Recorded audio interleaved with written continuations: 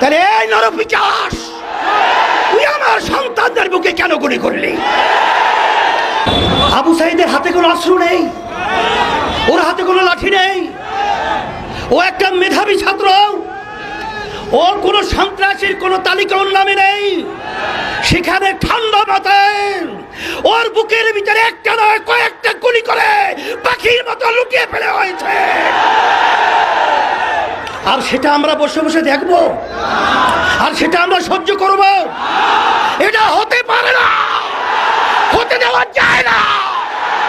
এর প্রতিবাদে রাস্তায় নামতে হবে।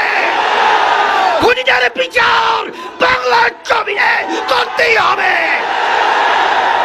আজকে এই প্রতিবাদ এবং এই বিক্ষোভের পূর্বে এই সমাবেশে বক্তৃতা দেওয়ার মতো কিছু নেই। বক্তৃতা আমরা সবাই জানি কোন উদ্দেশ্যে আমরা এখানে এসেছি।